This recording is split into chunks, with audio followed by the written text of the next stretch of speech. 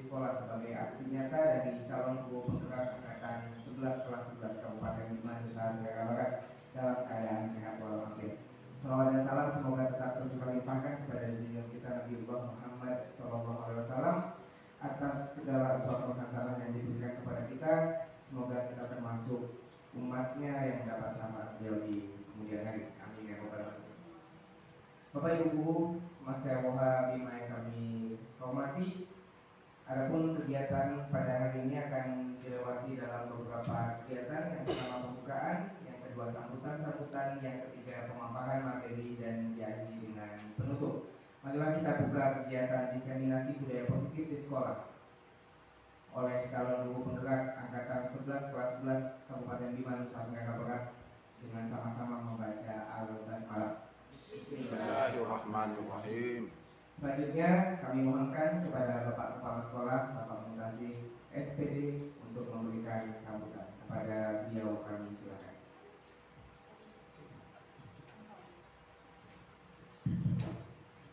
Bismillahirrahmanirrahim. Assalamualaikum warahmatullahi wabarakatuh. Selamat siang dan salam sejahtera untuk kita semua.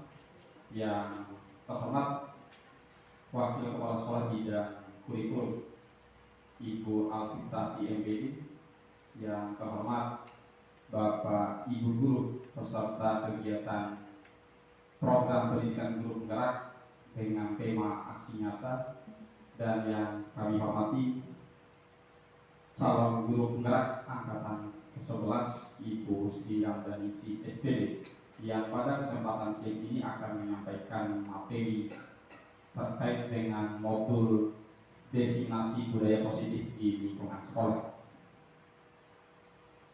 Pertama-tama marilah kita panjatkan puja dan puji syukur atas kehadirat Allah Subhanahu wa taala, karena pada siang hari ini kita masih diberikan kesehatan, kesempatan sehingga kita bisa berkumpul dalam laboratorium TIK Semaskai Woha untuk melaksanakan kegiatan program pendidikan guru penggerak dengan tema aksi nyata. Salawat serta salam semoga selalu tercurahkan kepada junjungan kita Nabi besar Nabi Muhammad SAW, karena berkat beliau kita bisa hadir pada kesempatan ini dengan kecerdasan dan kemampuan ilmu pengetahuan. Semoga kelak kita mendapatkan syafaat yang hebat. Amin ya rabbal alamin. Dengan adanya kegiatan program pendidikan guru penggerak angkatan ke-11 kelas 11 Kabupaten Bima, Nusa Tenggara Barat, semoga kegiatan ini dapat berdampak positif untuk budaya positif di lingkungan sekolah Semaskai Woha Bima, dan ini akan menjadi wadah yang menarik kepada Bapak Ibu Guru, sehingga nantinya Bapak Ibu Guru yang pada kesempatan ini bisa hadir bisa menerapkan budaya positif ini di dalam kelas masing-masing. Dan semoga juga apa yang kita perolehnya dari paparan materi yang disampaikan oleh calon guru penggerak nanti dapat kita implementasikan dalam kehidupan kita sebagai seorang guru. Karena memang yang kita lihat pada kenyataan hari ini bahwa budaya positif di lingkungan sekolah mulai tergeser dengan kemajuan zaman. Tapi yang harus kita ingat bahwa budaya positif ini harus tertanam dalam diri setiap peserta didik, supaya nantinya output yang akan mereka bawa setelah mereka keluar dari sekolah ini akan bisa memberikan gambaran bahwa di sekolah Semaskai Woha ini adalah sekolah yang positif dengan budaya-budayanya yang beragam. Akhir kata mungkin yang bisa saya sampaikan, dimohon perhatian dari Bapak Ibu Guru. Nanti bila ada sesuatu pertanyaan yang ingin ditanyakan, langsung bisa ditanyakan kepada calon guru penggeraknya. Lebih dan kurangnya saya mohon maaf. Wassalamualaikum warahmatullahi wabarakatuh. Baik, kami ucapkan terima kasih kepada Bapak Kepala Sekolah, Bapak Mutasi SPD. Selanjutnya kami mohonkan sambutan dari Wakil Kepala Sekolah Bidang Kurikulum. Kepada yang terhormat Ibu Alfitrah MPD kami silakan.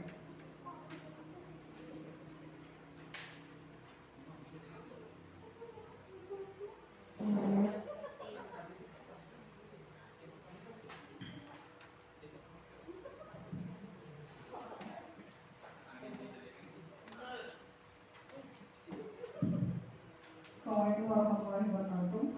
Salam warahmatullahi. Yang terhormat kepada Kepala Sekolah Semakaiwaha, yang terhormat kepada guru-guru yang sudah menyempatkan hadir di siang hari ini, yang terhormat kepada calon guru penggerak angkatan 11 Kabupaten Bima, Nusa Tenggara Barat. Saya di sini sebagai Wakakurikulum Desa Semakaiwaha, saya mengucapkan terima kasih sudah berkenan untuk melakukan kegiatan aksi nyata yang akan berdampak positif kepada guru-guru maupun nanti akan diterapkan oleh guru-guru dari hasil yang akan dari Ibu Sri Ramdhani jelaskan tentang aksi nyata budaya positif yang akan diterapkan oleh guru-guru nanti kepada semua peserta didik yang berada di Desa Semakaiwaha. Sekali lagi saya ucapkan terima kasih atas penyampaian materinya nanti, dan dimohon untuk Bapak Ibu guru tolong fokus dalam mendengarkan penjelasan agar nanti bisa diterapkan kepada semua peserta didik. Mungkin hanya itu, lebih kurangnya saya sampaikan. Assalamualaikum warahmatullahi wabarakatuh. Salam. Kami ucapkan terima kasih kepada Wakil Kepala Sekolah Bidang Kurikulum Ibu Alfitrati MPD. Bapak Ibu guru semasa ROH, karena kondisi siang yang memungkinkan kita mungkin tidak fokus, namun kita ikuti kegiatan ini dengan santai begitu tapi serius. Jadi karena ini adalah bentuk pengimbasan dari program pendidikan guru penggerak kepada sekolah kita. Jadi penting kiranya bagi kita semua untuk terlibat aktif dalam kegiatan ini sehingga Bapak Ibu guru dapat mengimplementasikan betul-betul apa yang menjadi poin penting dari program pendidikan guru penggerak oleh calon guru penggerak yang ada di depan kita kepada peserta didik, sehingga pada akhirnya program ini betul-betul dinilai sebagai program yang menghasilkan produk yang baik untuk pendidikan Indonesia, spesifiknya untuk sekolah kita. Baik, selanjutnya Bapak Ibu sekalian, mari kita dengarkan pemaparan materi dari aksi nyata modul 1.4 budaya positif oleh calon guru penggerak angkatan 11 kelas 11 Kabupaten Bima Nusa Tenggara Barat kepada Ibu Sri Ramdhani SPD kami.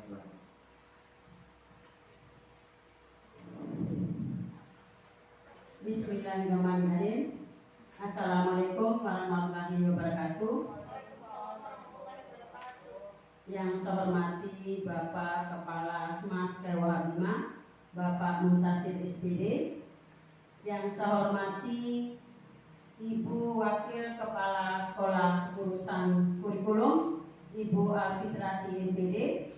Yang saya hormati Bapak Waka Kesiswaan, Bapak M. Aprian Eka Wardana, serta rekan-rekan guru sekalian yang saya banggakan.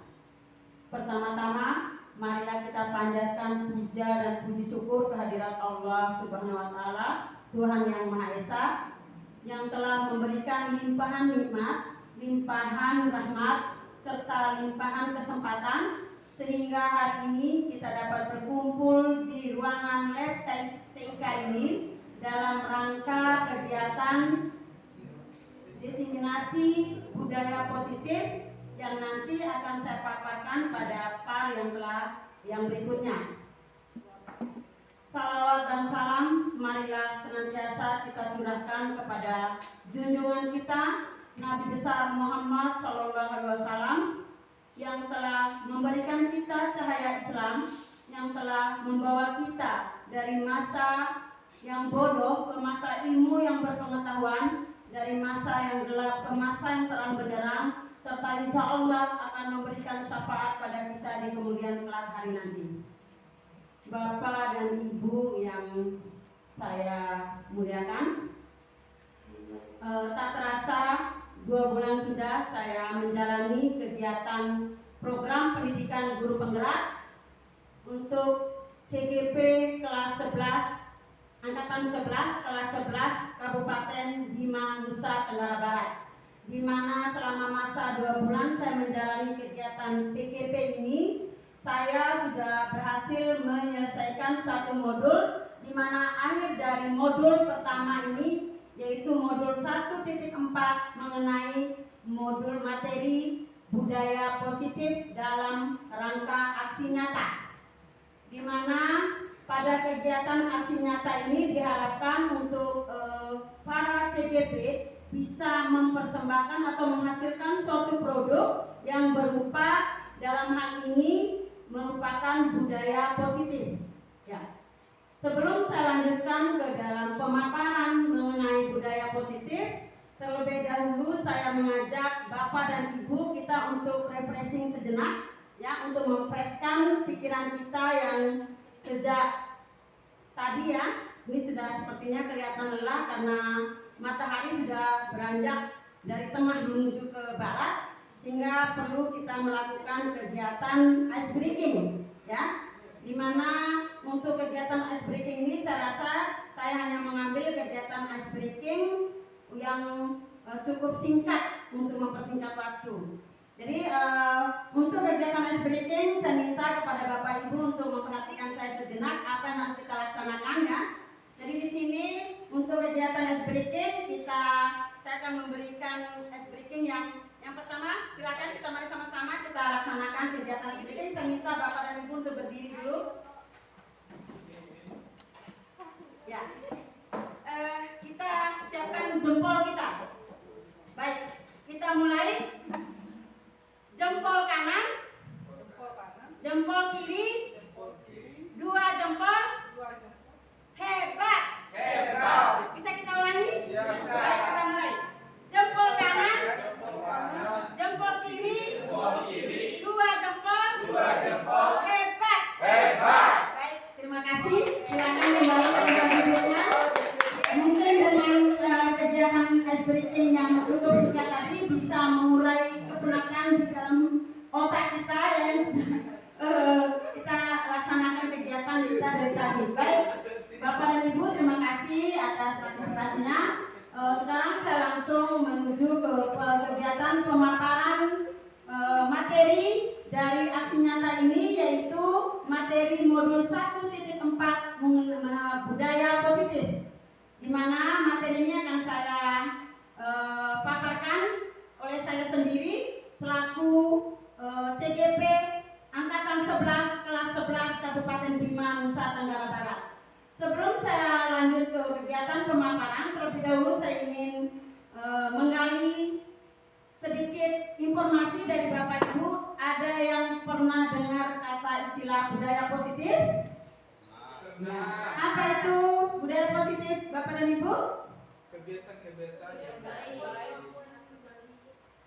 ya, ya benar. Seperti yang telah disampaikan oleh Bapak dan Ibu, bahwa budaya positif di sini adalah nilai-nilai atau kebiasaan-kebiasaan positif, yang mana nilai-nilai atau kebiasaan-kebiasaan positif ini nanti akan berpihak kepada murid, yang akan menyebabkan murid merasa dalam kegiatan menjalani kegiatan pembelajaran akan merasa nyaman, ya, akan merasa senang dan akan merasa merdeka dengan suasana dalam keadaan yang positif tadi, ya. Jadi untuk mencapai kegiatan pembelajaran yang seperti yang saya sampaikan tadi, di sini harus ada beberapa langkah-langkah yang perlu kita terapkan, sehingga dalam kegiatan aksi nyata di sini saya mengambil judul diseminasi budaya positif. Maksud dari diseminasi budaya positif di sini penerapan budaya positif dalam kegiatan pembelajaran, baik di dalam ruangan kelas maupun di ruangan lain yang masih dalam ruang lingkup sekolah. Itulah mengenai definisi dari budaya positif. Baik, Bapak dan Ibu, untuk selanjutnya saya akan memaparkan mengenai rancangan tindakan untuk aksi nyata yang saya laksanakan kegiatan ini.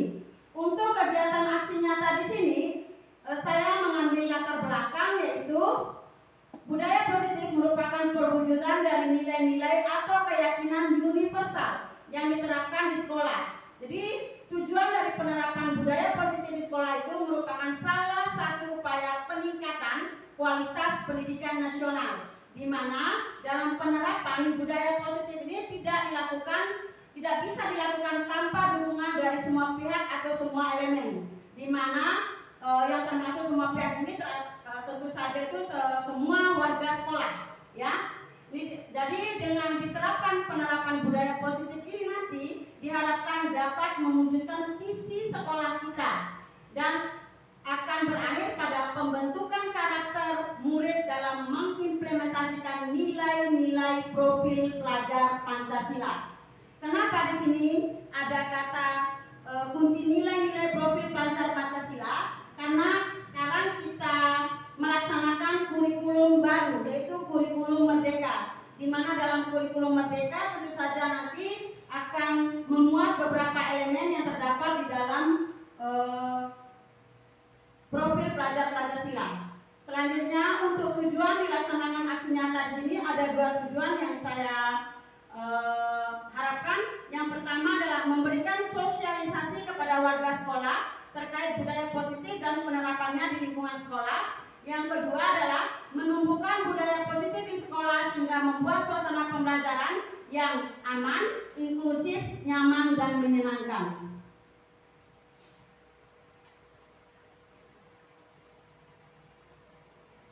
Selanjutnya, next Pak. Ya.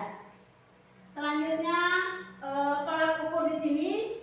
Apa yang menjadi tolak ukur saya dalam kegiatan aksi nyata? Ini ada 3 hal yang perlu saya jadikan sebagai tolak ukur. Yang pertama adalah warga sekolah mendapatkan pemahaman tentang budaya positif di sekolah dan penerapannya dalam kegiatan pembelajaran di sekolah. Selanjutnya yang kedua, murid mampu memahami dan bersama-sama membuat kesepakatan kelas atau keyakinan kelas untuk dipasang di dinding kelas dan diharapkan keyakinan tersebut bisa ditaati. Yang ketiga, memperbaiki proses pendisiplinan murid melalui penerapan segitiga restitusi.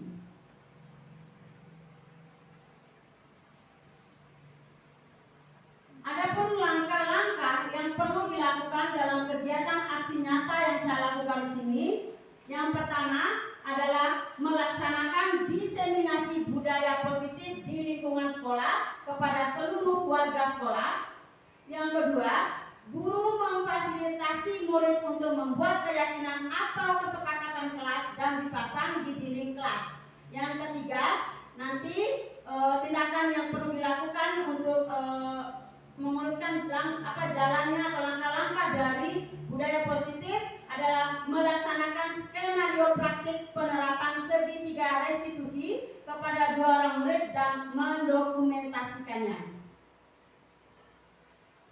Ya, yang berikutnya pada aksi nyata ini tentu saja saya membutuhkan dukungan-dukungan yang saya butuhkan dalam kelancaran saya melaksanakan kegiatan aksi nyata, di mana dukungan-dukungan ini berasal dari kepala sekolah dan rekan sejawat.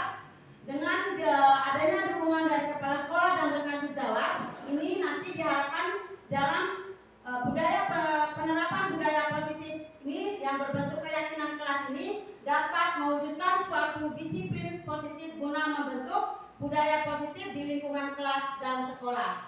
Yang kedua, murid. Jadi karena di sini orientasi kita dalam kegiatan pembelajaran adalah murid, tentu saja murid dalam kegiatan aksi nyata budaya positif ini adalah merupakan sebagai subjek pembelajaran yang berkolaborasi bersama dengan guru dalam membuat keyakinan kelas secara bersama-sama. Yang ketiga, yang diharapkan dukungan dalam proses aksi nyata di sini adalah orang tua atau wali murid, di mana orang tua atau wali murid ini diharapkan bisa berperan aktif dalam melanjutkan budaya positif di lingkungan keluarga dan juga lingkungan di sekitar tempat tinggalnya. Alat dan bahan yang diperlukan dalam kegiatan aksi nyata di sini Yang pertama, untuk dokumentasi dan editing diperlukan kamera digital atau kamera HP untuk kegiatan aplikasi editing video. Yang kedua, untuk membuat keyakinan kelas dibutuhkan kertas manila atau karton, spidol, kertas sticky note. Yang ketiga, untuk proses sosialisasi budaya positif nanti dibutuhkan laptop, proyektor, perangkat audio atau sound system.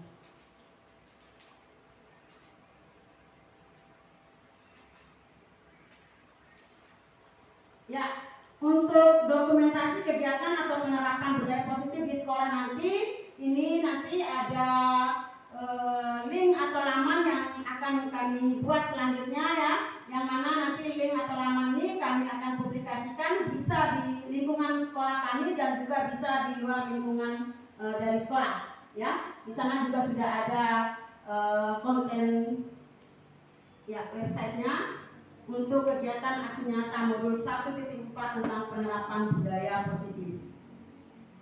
Baik, itu tadi adalah kegiatan-kegiatan apa yang harus saya lakukan dalam kegiatan aksi nyata. Sekarang saya lanjut masuk ke materi sesungguhnya, yaitu mengenai konsep budaya positif. Untuk konsep budaya positif di sini ada 6 item yang terdapat dalam materi konsep budaya positif. Yang pertama adalah disiplin positif. Kedua, motivasi perilaku manusia. Ketiga, keyakinan sekolah atau kelas. 4, kebutuhan dasar manusia. Kelima, posisi kontrol restitusi. Dan yang terakhir adalah segitiga restitusi. Baik, seperti yang telah disampaikan tadi, apa itu disiplin positif? Di sini sudah ada definisinya, di mana untuk disiplin positif merupakan suatu cara penerapan disiplin yang mengajarkan anak untuk bertanggung jawab dan menumbuhkan kesadaran diri berdasarkan nilai-nilai kebajikan universal.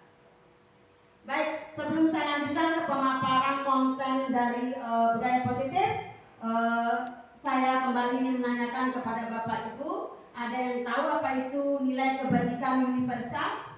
Tidak.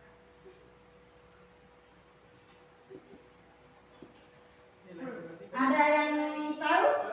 Atau ada yang bisa memberikan contoh misalnya nilai-nilai yang kebaikan yang bisa kita terapkan dalam budaya positif? Nilai kebaikan apa yang diharapkan oleh kita semua sebagai warga sekolah? Misalnya satu saja contohnya. Salah satunya misalnya menjaga kebersihan lingkungan, Iya. sopan santun terhadap sesama, entah itu untuk siswa ke gurunya, guru ke guru yang lain, dan semua orang.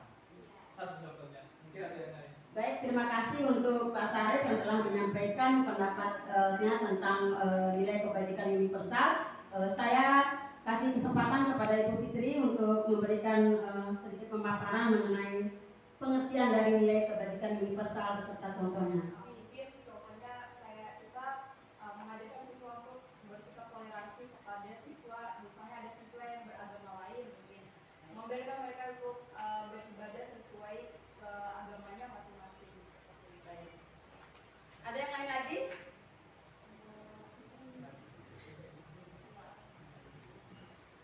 Ada yang lain yang bisa mengungkapkan pendapat mengenai nilai kebajikan universal?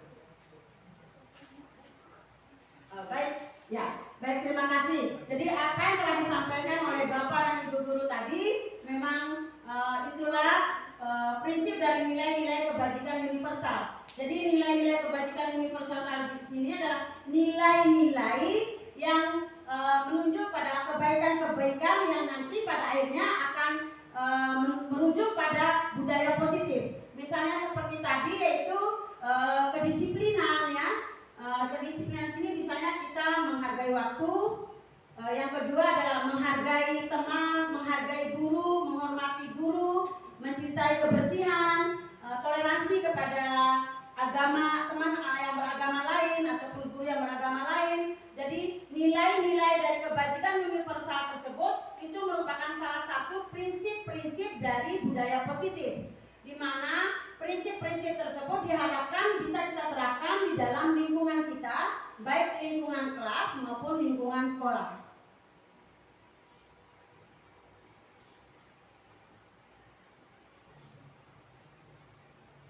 Ya, baik Bapak dan Ibu, tadi kita sudah tahu tentang penjelasan mengenai disiplin positif. Jadi dalam hal ini disiplin positif ini bertujuan untuk lebih ke arah disiplin diri yang dapat mengontrol diri dalam melakukan segala tindakan. Jadi ketika budaya-budaya positif tadi disampaikan atau diterapkan, ada aturan-aturan yang nanti yang akan kita sepakati bersama. Baik, seperti yang saya sampaikan tadi bahwa di dalam penerapan budaya positif di sini, ini ada kaitan dengan profil pelajar Pancasila, di mana dalam profil pelajar Pancasila itu ada 6 dimensi atau ada 6 karakter yang diterapkan dalam akan digunakan di dalam kurikulum Merdeka. Ada yang tahu apa saja karakter dari profil pelajar Pancasila? Kreatif dan benar-benar kritis dan berbicara global, beriman bertakwa kepada Tuhan yang Maha Esa dan berakhlak mulia. Ya, benar sekali apa yang telah disampaikan oleh Bapak dan Ibu Guru. Saya berikan apresiasi yang bagus untuk Bapak dan Ibu yang telah memahami. Jadi saya anggap bahwa Bapak Ibu sudah memahami peran Bapak dan Ibu di sini sehingga nanti bisa disampaikan kepada murid-murid di kelas ya. Ya, Bapak dan Ibu, seperti yang telah disampaikan oleh Bapak dan Ibu tadi bahwa dalam profil pelajar Pancasila itu ada 6 karakter atau 6 dimensi yang melingkupi ya profil pelajar Pancasila. Yang pertama adalah beriman dan bertakwa kepada Tuhan yang Maha Esa. Jadi di sini siswa harus memiliki kemampuan atau memiliki keahlian dalam menerapkan dimensi beriman kepada Tuhan yang Maha Esa dan berakhlak mulia. Ya, itu adalah dimensi yang pertama. Dimensi yang kedua yaitu berkebinekaan global. Ya, yang ketiga gotong royong. Jadi dalam hal ini bisa dikatakan sebagai kolaborasi atau bekerja sama. Yang keempat diharapkan siswa itu bisa mandiri dalam melaksanakan kegiatan KBN. Yang kelima bernalar kritis. Jadi ketika mahasiswa menjalani kegiatan proses belajar mengajar, di sini siswa itu harus memiliki suatu pemikiran di mana pemikirannya nanti itu harus menuju kepada yang kritis ya, kemampuan yang sudah levelnya bisa dikatakan level atas. Ya. Selanjutnya yang terakhir diharapkan pada karakter profil pelajar Pancasila di sini siswa memiliki sifat yang kreatif.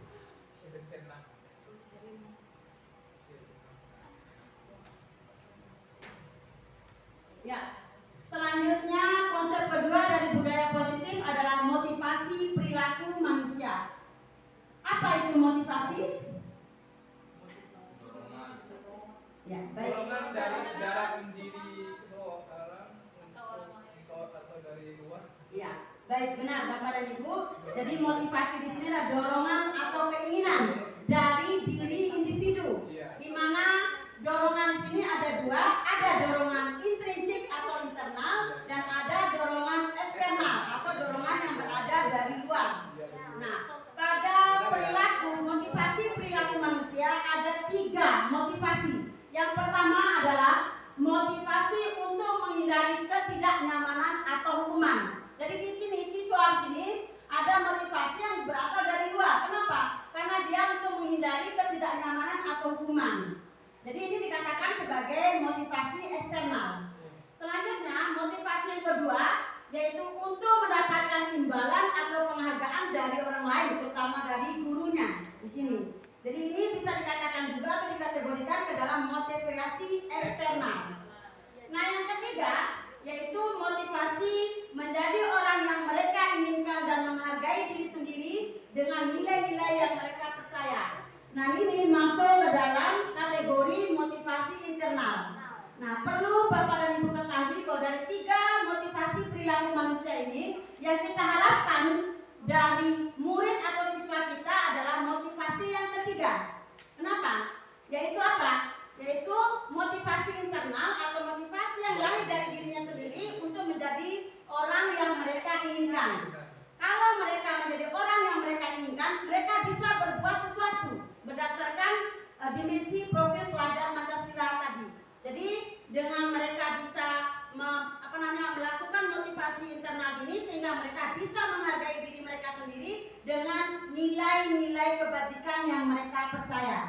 Ya, jadi kalau untuk motivasi eksternal dan eksternal pertama dan eksternal kedua itu dari luar, sehingga apa? Tidak ada upaya dari dirinya untuk mengubah perilakunya ke arah yang lebih baik. Kurang kuat karena eksternal bisa saja berubah. Kalau internal itu ya.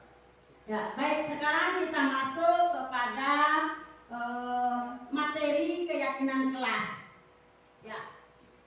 Dalam kurikulum Merdeka, keyakinan kelas ini merupakan salah satu hal yang harus dilakukan oleh semua guru ya di dalam kelas ya. Jadi guru harus berkolaborasi dengan siswa dalam membuat keyakinan kelas. Nah, sekarang kita lihat dulu apa itu keyakinan kelas Bapak dan Ibu. Keyakinan kelas di sini adalah seperangkat nilai dan prinsip yang disepakati bersama oleh guru dan murid untuk memantau dan mengontrol perilaku dan interaksi di dalam kelas. Jadi perbedaan sekarang saya tanya dulu, ada nggak persamaan antara aturan-aturan kelas dengan keyakinan kelas?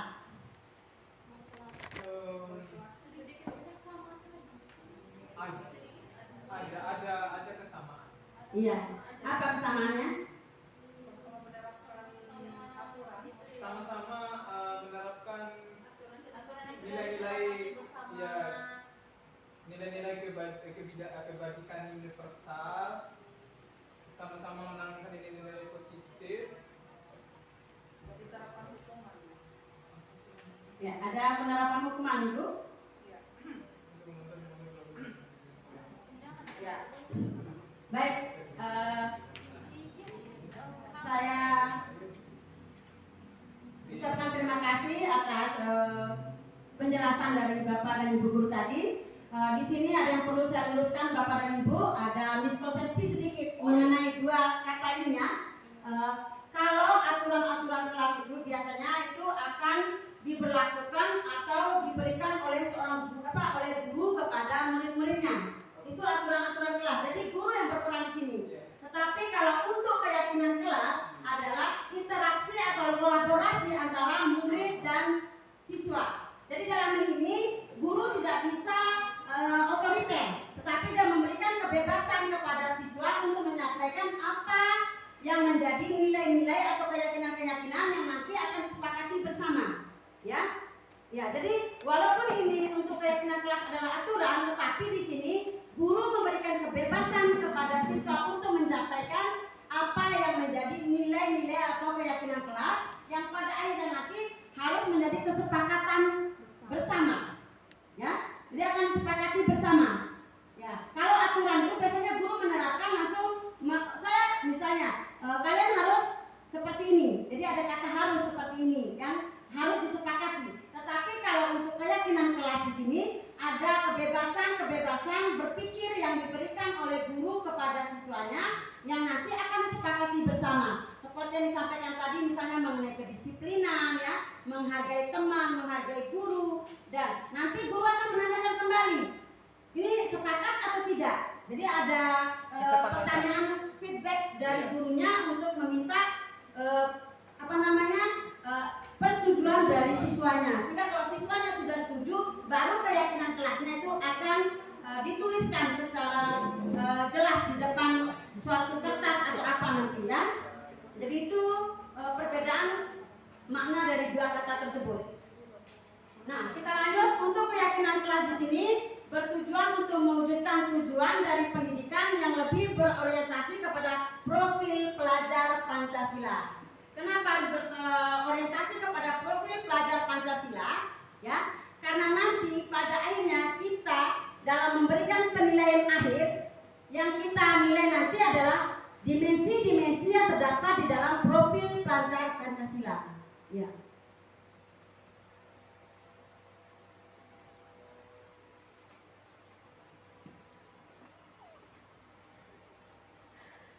Ya, di depan silakan Bapak dan Ibu lihat, itu adalah salah satu beberapa contoh dari poster keyakinan kelas yang saya adopsi dari beberapa laman di dunia online ya. Nanti Bapak dan Ibu bisa jadikan itu contoh, tetapi saya tidak mengharuskan Bapak dan Ibu untuk mengikuti semua. Itu hanya sekedar contoh yang nanti bisa kita jadikan gambaran dalam kita menyusun keyakinan kelas di kelas masing-masing.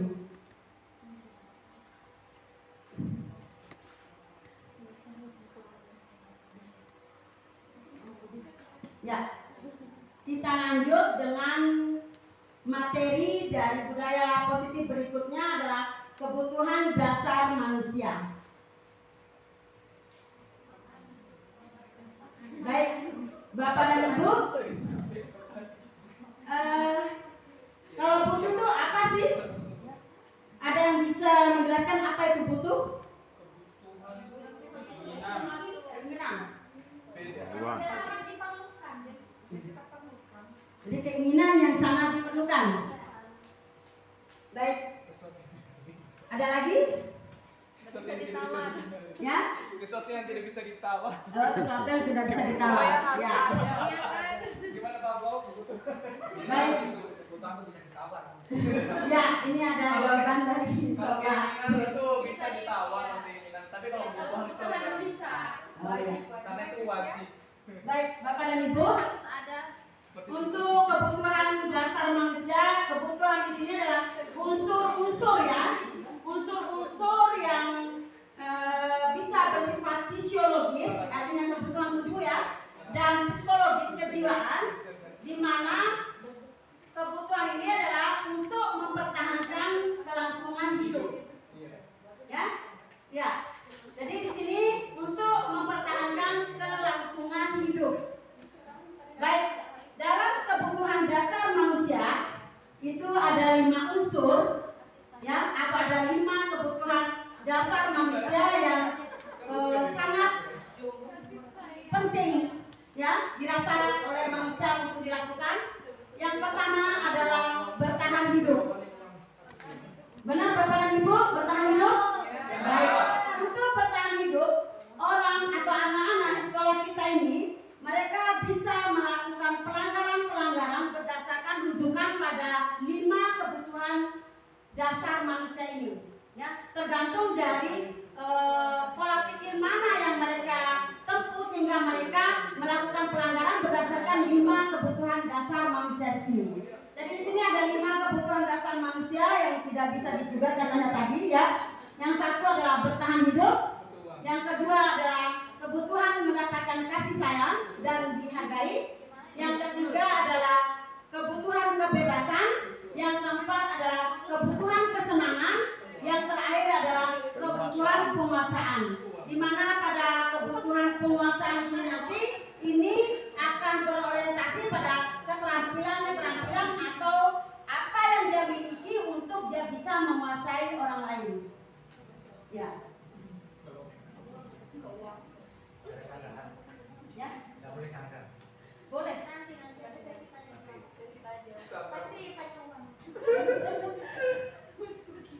Baik, kita masuk ke materi kelima, posisi kontrol restitusi. Bapak dan Ibu, apakah pernah mendengar istilah restitusi?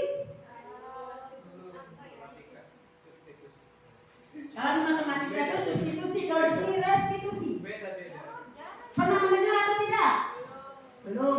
Baik, saya pun baru memahami kata restitusi setelah saya mengikuti kegiatan PPGP ya, di mana di sini restitusi itu adalah merupakan salah satu tindakan ya yang nanti akan dilakukan oleh guru dan murid dalam memecahkan masalah.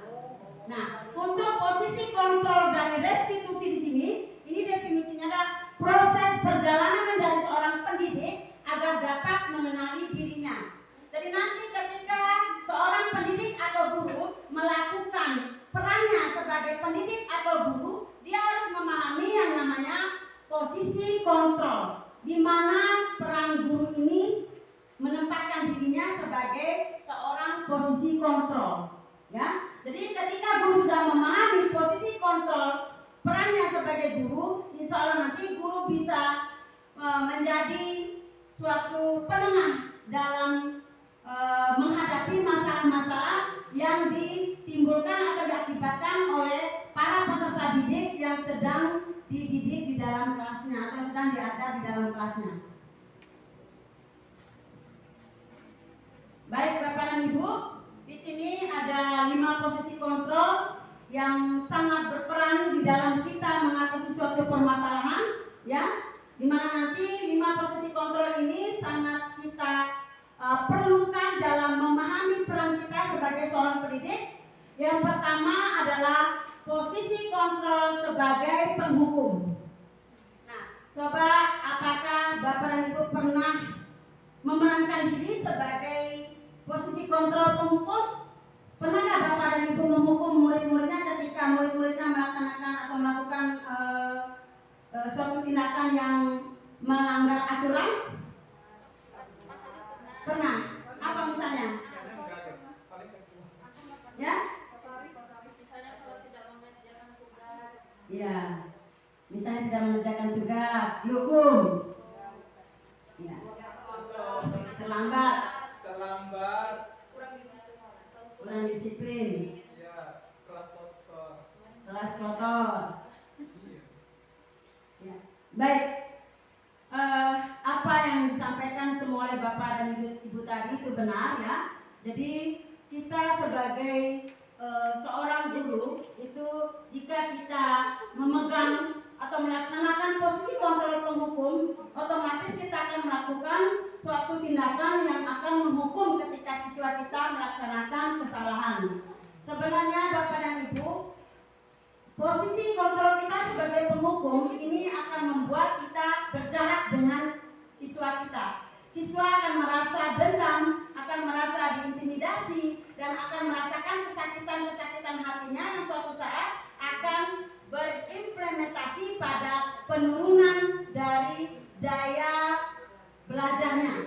Ya, jadi posisi penghukum di sini dalam 5 posisi kontrol ini tidak dianjurkan kepada kita sebagai seorang guru, karena akan mengakibatkan efek-efek atau dampak-dampak yang nantinya akan membuat siswa menjadi tidak nyaman dalam kegiatan pembelajaran. Selanjutnya yang kedua adalah posisi pembuat rasa bersalah. Untuk pembuat rasa bersalah di sini, ini adalah suatu kondisi di mana guru membuat suatu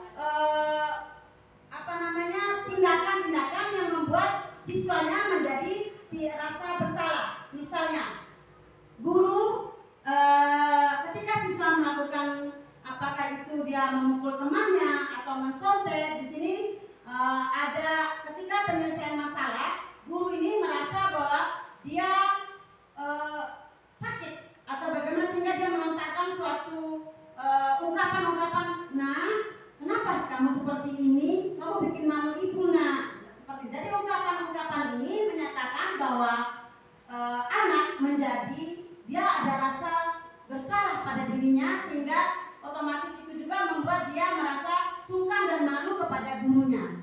Jadi ketika kita melakukan kegiatan pembelajaran, kita harus membuat suatu tindakan-tindakan atau membuat langkah-langkah yang sebaiknya kita menghindari beberapa hal yang nantinya akan membuat siswa menjadi tidak nyaman belajar.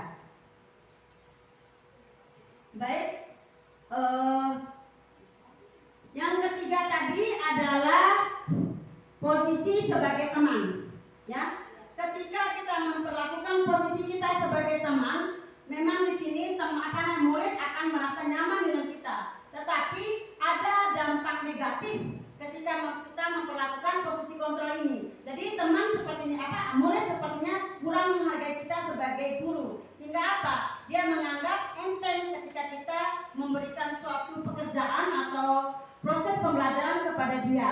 Jadi dalam hal ini kita harus menempatkan posisi kita harus di atas posisi teman, sehingga ada rasa penghargaan dari murid kepada kita. Selanjutnya yang keempat, pemantau atau monitoring. Dalam hal ini apa contohnya guru itu sebagai pemantau atau monitoring? Yaitu guru ini memantau apa saja kegiatan-kegiatan dilakukan siswa ketika proses pembelajaran.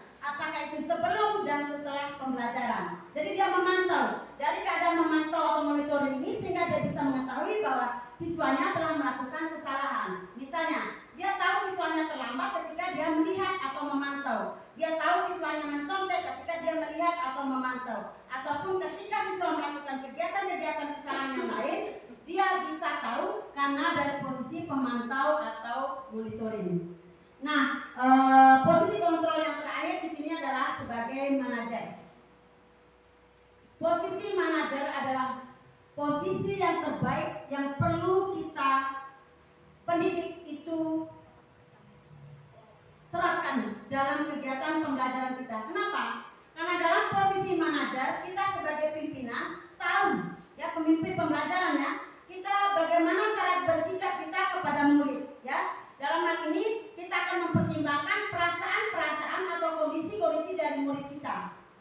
Ya, jadi kita tidak bisa semena-mena melakukan hal-hal yang tidak pantas atau tidak etis yang kita terapkan kepada murid, tetapi kita harus berlaku bijak dalam posisi kita sebagai manajer. Nah, itu adalah paparan mengenai 5 posisi kontrol. Selanjutnya yang terakhir adalah segitiga restitusi. Akhir dari pemaparan hari ini, Bapak dan Ibu, ini yang perlu saya tekankan kepada Bapak dan Ibu untuk kita marilah sama-sama mempelajari tentang segitiga restitusi, di mana segitiga restitusi ini adalah salah satu tindakan yang bisa kita tempuh dalam mengatasi suatu permasalahan yang diakibatkan oleh murid kita. Seperti yang bisa dipaparkan di atas bahwa saat murid atau anak melakukan kesalahan, biasanya orang dewasa itu cenderung memperhatikan kesalahan yang dilakukan ketimbang mencari cara bagi mereka untuk memperbaiki diri. Jadi segitiga restitusi di sini tindakan-tindakan yang diambil oleh murid untuk memperbaiki kesalahan dirinya dan berniat mau merubah dirinya untuk menjadi yang lebih baik. Itulah pemahaman dari segitiga restitusi. Nah, apabila murid sudah menciptakan, guru dan murid sudah menciptakan yang namanya segitiga restitusi, maka nanti dalam penerapan budaya positif itu akan tercipta. Kenapa? Karena ketika dalam restitusi di sini siswa bisa menciptakan kondisi sendiri untuk memperbaiki kesalahan mereka sehingga mereka bisa kembali pada kelompok mereka dengan karakter yang lebih kuat. Yang dimaksud dengan karakter yang lebih kuat di sini karakter-karakter baik yang berdasarkan pada nilai-nilai kebajikan universal yang ada di dalam keyakinan kelas yang sudah disepakati bersama antara guru dengan siswa. Ya, jadi itulah mengenai pemaparan beberapa materi atau konteks yang terdapat di dalam budaya positif. Saya berharap bahwa pemaparan yang saya laksanakan hari ini bisa bermanfaat bagi Bapak dan Ibu. Sebelum saya tutup di sini, coba saya minta Bapak dan Ibu untuk memperhatikan segitiga di depan, di mana pada diagram segitiga di depan itu adalah langkah-langkah yang digunakan dalam melaksanakan kegiatan restitusi. Yang pertama adalah menstabilkan identitas. Yang kedua adalah validasi tindakan yang salah. Yang ketiga adalah menanyakan keyakinan. Bapak dan Ibu, dalam kondisi menstabilkan identitas, di sini kita tidak langsung menyalahkan siswa kita ketika dia melakukan kesalahan, tetapi kita ingin menanyakan kepada dia bahwa dia sudah melakukan kesalahan atau tidak, ya. Dengan apa? Agar tujuannya siswa ini menyadari bahwa dia sudah melaksanakan kesalahan, tetapi dengan pernyataan-pernyataan misalnya, ya. Apa kamu tahu tadi kenapa ibu panggil di sini? Misalnya kepada kondisi siswa yang terlambat, ya. Misalnya, Aprian, kamu tahu nggak kenapa ibu panggil ke sini? Dia jawab tahu bu, kenapa terlambat. Ya, nah, apa? Jadi kita tanyakan apa alasan dia terlambat, ya. Jadi ketika kita menanyakan apa alasan dia terlambat, kita berikan suatu ungkapan, misalnya, bahwa tidak semua bahwa manusia itu wajar melakukan kesalahan. Tidak ada manusia yang sempurna di muka bumi. Jadi ada ungkapan-ungkapan yang kita berikan kepada anak dengan dengan hal itu bisa menyadarkan anak bahwa oh saya sudah melakukan kesalahan. Tetapi dia tidak merasa diintimidasi dengan ungkapan tersebut. Baik, yang kedua, validasi tindakan yang salah. Jadi pada kondisi validasi tindakan yang salah, kita menanyakan kebenaran pada anak ini, misalnya, tadi kamu terlambat Naya? Iya Bu. Apa yang menyebabkan kamu terlambat? Misalnya karena ini. Jadi kita menanyakan kembali. Selanjutnya, ya, kita dia akan menjawab sendiri bahwa saya tadi terlambat karena ini. Ya, jadi kita memvalidasi tindakan yang salah. Jadi selanjutnya yang ketiga adalah kita menanyakan keyakinan. Jadi setelah kita menggali alasan, setelah kita memberikan ungkapannya dan kita menanyakan, kita akan menanyakan kembali keyakinan anak ini apa yang dia langgar tadi itu ada nggak di dalam aturan keyakinan kelas yang dibuat. Jadi ketika dia menjawab ada, kita selalu tanya keyakinan mana. Jadi dia akan menyebutkan misalnya dia terlambat, saya telah tidak sesuai dengan pertama, tidak disiplin waktu misalnya, atau saya tidak menghargai kesepakatan kelas. Jadi setelah kita menyampaikan ungkapan-ungkapan tersebut, nanti pada akhirnya kita minta sendiri siswa ini untuk menyampaikan solusinya sendiri. Misalnya, bagaimana cara kamu memperbaiki kesalahan kamu? Jadi siswanya akan menyampaikan sendiri. Apakah dia akan bangun cepat? Apakah dengan ungkapan dia akan memasang alarm? Atau datang lebih awal? Dan lain-lain. Jadi tidak perlu kita sebagai guru yang menyampaikan solusinya. Tetapi siswa yang akan menyampaikan solusi sendiri, itulah dinamakan dengan segitiga restitusi. Jadi segitiga restitusi ini langkah-langkah atau 3 langkah yang kita pakai dalam menyelesaikan suatu permasalahan yang dihadapi oleh siswa. Mungkin itu saja yang bisa saya sampaikan. Sekian dan terima kasih. Dalam hal ini saya ingin berharap Bapak dan Ibu bisa mengikuti jejak saya sebagai CGP berikutnya, di mana dalam kegiatan CGP di sini banyak sekali kegiatan-kegiatan yang bisa membuat kita semakin tertantang untuk lebih belajar, lebih banyak meningkatkan pengembangan diri kita, kompetensi diri kita, di mana kompetensi dan pengembangan diri nanti bisa kita pakai di dalam kita mengajar atau mendidik anak-anak murid kita. Baik, untuk dalam guru penggerak ada salam guru penggerak, bergerak, tergerak, menggerakkan. Jadi dalam hal ini kita harus bergerak bagaimana cara action kita dalam kegiatan pembelajaran, membuat siswa kita atau teman-teman yang lain tergerak untuk melakukan hal-hal yang berimplementasi pada budaya positif tadi. Dan yang ketiga, kita menggerakkan. Jadi ada suatu nilai yang nanti bisa diukur dari hasil kegiatan-kegiatan yang kita lakukan. Mungkin itu saja.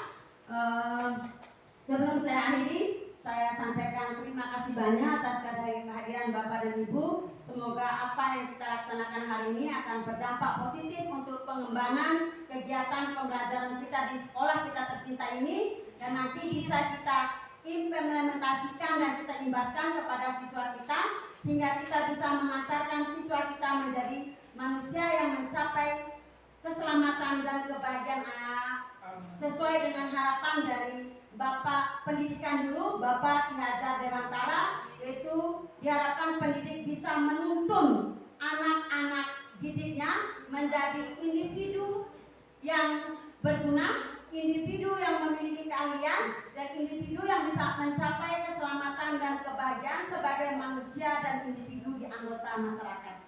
Mungkin itu saja yang bisa saya sampaikan. Terima kasih banyak. Wabillahi taufiq wal hidayah. Wassalamualaikum warahmatullahi wabarakatuh. Waalaikumsalam warahmatullahi wabarakatuh.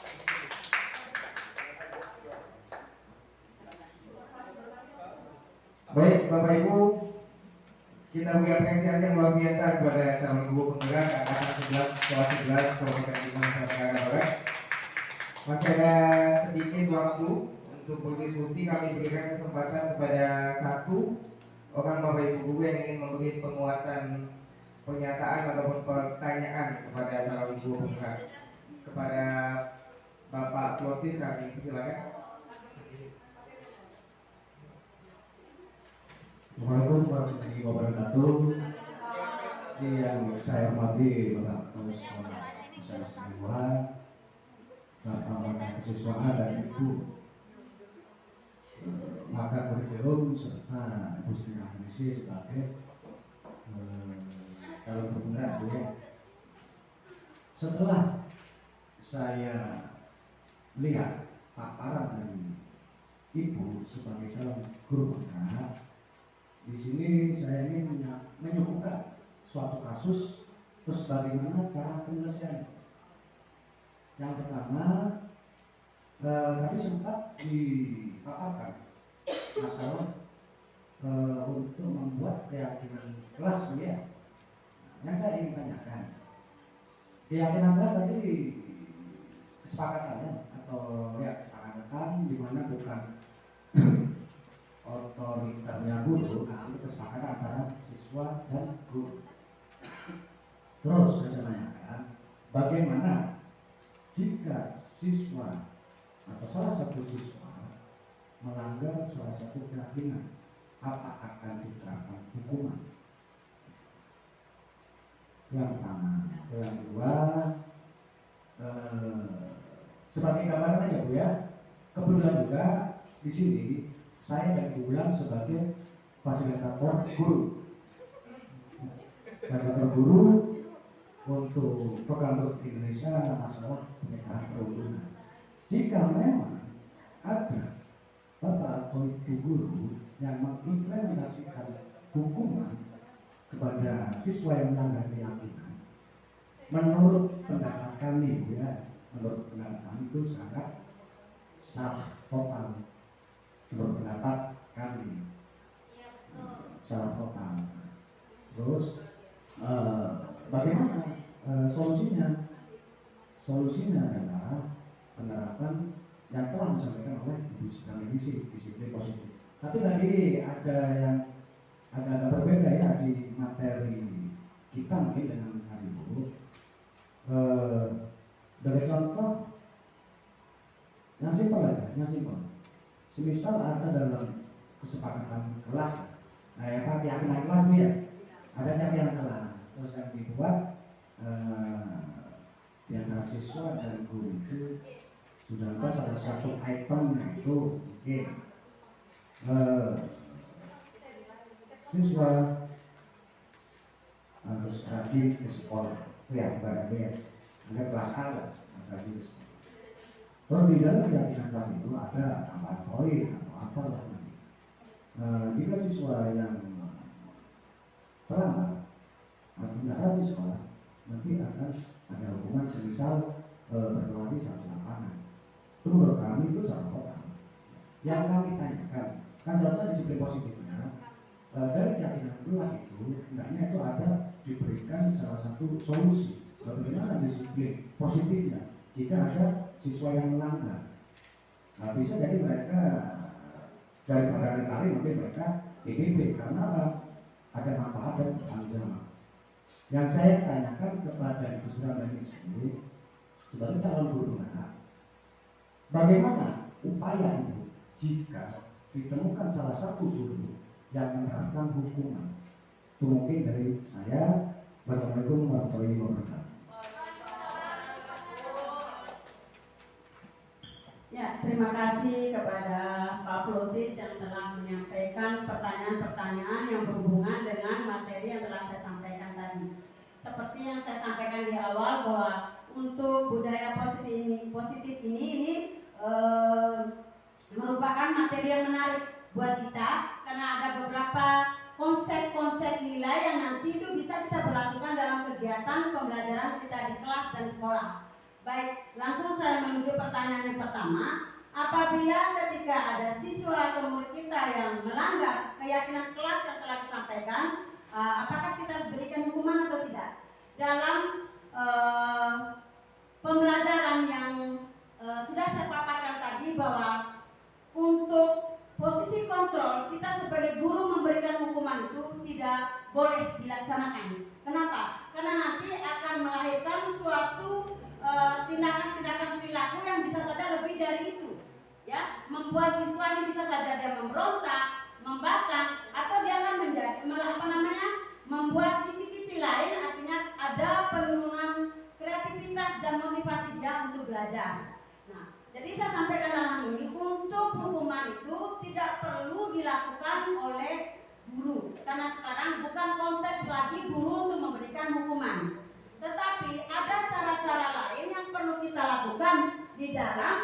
kita membuat peryakinan kelas itu bisa terjaga koeksistensinya atau tetap terjaga kesepakatannya. Yang pertama, kita bisa buat aturan ya, yang kita bisa buat sepakat bersama, yaitu konsekuensi. Dalam hal ini, konsekuensi ini adalah suatu aturan-aturan yang bisa kita pakai untuk mengganti atau membuat bahwa siswa di sini menyadari kesalahannya sendiri. Misalnya di dalam kelas itu seperti disampaikan upaya tadi ya, apa yang akan dilakukan? Kita bisa menerapkan aturan. Misalnya apabila ada salah satu dari siswa yang melanggar aturan yang berhubungan dengan keyakinan kelas, maka kita bisa memberikan denda. Ya, itu bukan hukuman sebenarnya. Ya, kenapa? Denda. Dendanya jangan sampai memaksa siswanya. Ya, mungkin bisa saja dendanya 1.000 atau 2.000. Kalau siswa yang merasa bahwa kalau saya melakukan kesalahan ini terus, nanti uang belanja saya berkurang dong, atau nanti saya tidak belanja dong. Jadi ada kesadaran dari dia bahwa untuk kedepannya saya tidak akan melakukan kesalahan lagi. Sehingga di sini dia tidak terlalu merasa terzolimi, ya. Walaupun memang sebenarnya konsekuensi pun sebenarnya kalau bisa kita hindari. Tetapi bisa saya katakan bahwa konsekuensi itu lebih bisa kita pakai daripada hukuman. Jadi untuk aturan-aturan dalam pemberian konsekuensi juga ini tidak bisa dilakukan otoriter oleh guru, tetapi harus berdasarkan kesepakatan bersama. Jadi selain denda atau apa seperti disampaikan tadi, PBB dan lain-lain, kita juga bisa menerapkan suatu cara-cara yang nanti dengan penerapan cara-cara itu bisa membuat siswanya menjadi sadar dan merubah kesalahannya, sadar untuk memperbaiki diri lebih baik lagi. Bagaimana Pak Flotis? Tinggal satu pertanyaan. Iya, yang mana tadi? Tadi pertanyaan kedua itu apa solusi Muslim Malaysia sebagai calon guru penggerak jika ada guru yang melakukan hukuman?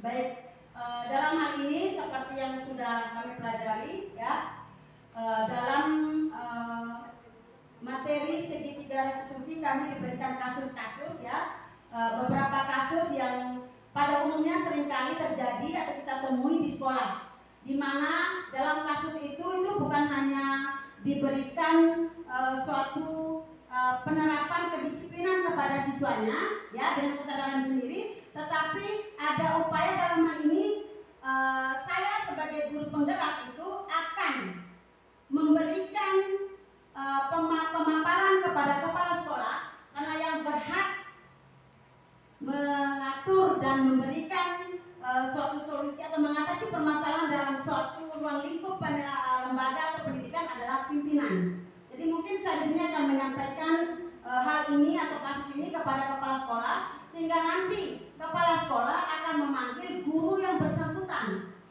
Ya, jadi ketika nanti di dalam ruangan ke kepala sekolah, Pak kepala sekolah dengan guru yang bersangkutan ini akan melakukan diskusi, di mana nanti mungkin diskusinya nanti akan melibatkan suatu metode segitiga restitusi tadi. Ya, jadi saya hanya menyampaikan seandainya kalaupun bisa kita bisa melakukan sharing, Bapak.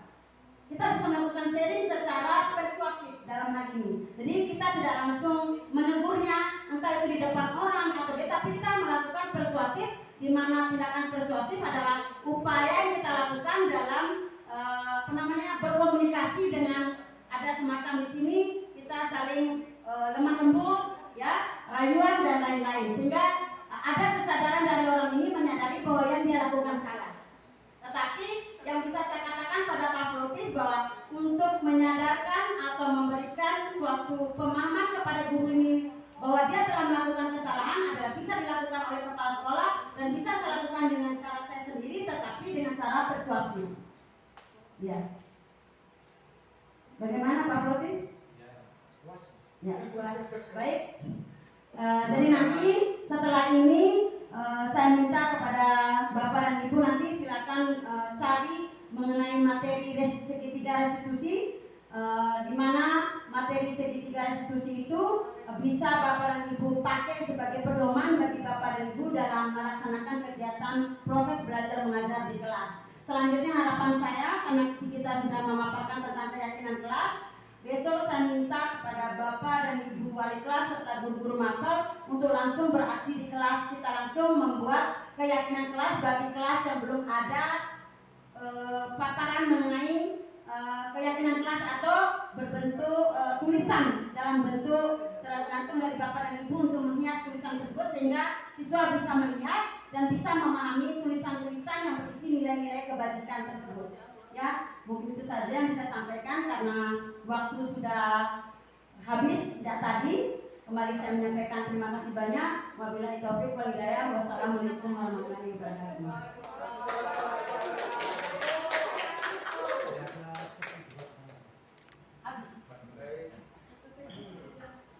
Baik, materi yang luar biasa dari calon guru penggerak angkatan 11 Kabupaten Bima Nusa Tenggara Barat, Ibu Sri Ramdaningsih SPD. Sebetulnya teman-teman guru ini masih sangat antusias untuk berdiskusi, Ibu. Namun karena keterbatasan durasi kegiatan, kita cukupkan untuk kegiatan diskusi kali ini. Namun calon guru penggerak kita, Ibu Sri Ramdaningsih, sangat terbuka untuk kita dapat berdiskusi di forum-forum lain. Kita berharap semoga Bapak Ibu guru semasa Wuhan dapat mengikuti jejak Bu Sri Ramdaningsih SPD untuk menjadi guru penggerak angkatan 12, 13 dan angkatan selanjutnya sebagai guru yang bergerak, tergerak dan menggerakkan untuk pendidikan Indonesia yang lebih baik. Sekali lagi kami ucapkan terima kasih banyak kepada Ibu Sri Ramdaningsih atas materi yang luar biasa dan kepada Bapak Ibu guru semasa Wuhan. Once more, thanks for your good attention, teman-teman. Kita cukupkan dengan sama-sama mengucapkan alhamdulillah. Alhamdulillahirrahmanirrahim. Saya Ego Jawab sebagai moderator. Pamit undur diri. Wassalamualaikum warahmatullahi wabarakatuh. Waalaikumsalam warahmatullahi wabarakatuh.